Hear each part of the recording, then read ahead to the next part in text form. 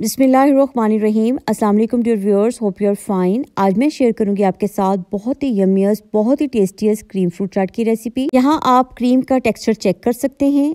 इसके लिए क्रीम हम घर में तैयार करेंगे, घर में मौजूद दूध से तैयार करेंगे और बहुत ज़्यादा मज़ेदार सी क्रीम बनाने वाले हैं और बहुत बजट फ्रेंडली रेसिपी है। इस रेसिपी के लिए मैंने यहाँ 2 कप फुल फैट मिल्क लिया है और इसमें शामिल करेंगे 2 खाने के चम्मच कॉर्नफ्लोर पाउडर।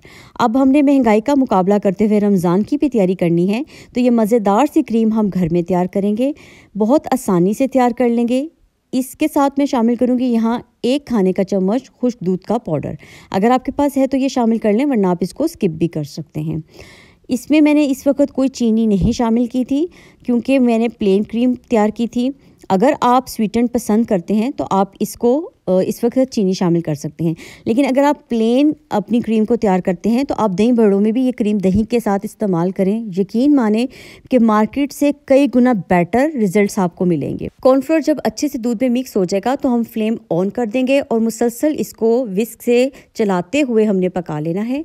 तकरीबन 4 से 5 मिनट में इसको बॉयल आने के बाद ये थिक सी बड़ी मज़ेदार सी क्रीम तैयार हो जाएगी। आपने इसको चूल्हे पे बहुत ज़्यादा थिक नहीं कर लेना, अगर बहुत ज़्यादा थिक हो जाएगी तो ये बाद में हार्ड हो जाएगी। तो अब ये देखें, इसकी स्पून पे मैंने चेक किया है, अगर ये इस तरह से नहीं मिल रहा तो ये क्रीम परफेक्ट रेडी है। फ्लेम को ऑफ कर देंगे और अभी भी हम मुसलसल विस्क से इसको चलाते जाएंगे और इसको रूम टेम्परेचर पे आने तक ठंडा कर लेंगे। इसके बाद मैंने यहाँ पर 3 से 4 खाने के चम्मच कोई भी क्रीम आप शामिल कर सकते हैं, इवन कि आप दूध की जो बलाई होती है वो भी शामिल कर सकते हैं। इसको इसमें शामिल करें। बस अब इसको इसमें अच्छे से मिक्स कर लेंगे। ये इतनी बजट फ्रेंडली है कि अगर इस क्रीम को आप दही बड़ों में भी इस्तेमाल करें ना तो बहुत लाजवाब जायका बनता है। दही के साथ थोड़ा सा इसको शामिल कर लें तो इतना थिक सा टेक्सचर आ जाएगा, बिल्कुल रेस्टोरेंट स्टाइल दही बड़े बनेंगे आपके।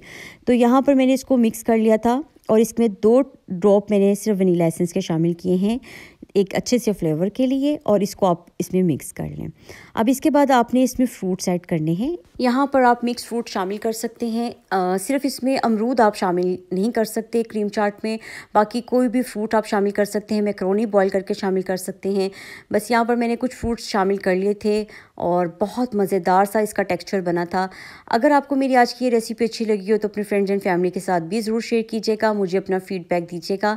यहाँ पर आप इसका टेक्स्चर चेक कर सकते हैं। इसको रेडी करने के बाद आपने 30 मिनट के लिए फ्रिज में रखना है और उसके बाद इसका शानदार सा टेक्स्चर आपके सामने है। मिलते हैं किसी नई मज़ेदार सी रेसिपी के साथ, किसी बजट फ्रेंडली रेसिपी के साथ। दुआओं में मुझे याद रखिएगा, खुश रहिएगा, अपने रमज़ान को एंजॉय करें। टेक केयर, अल्लाह हाफिज़।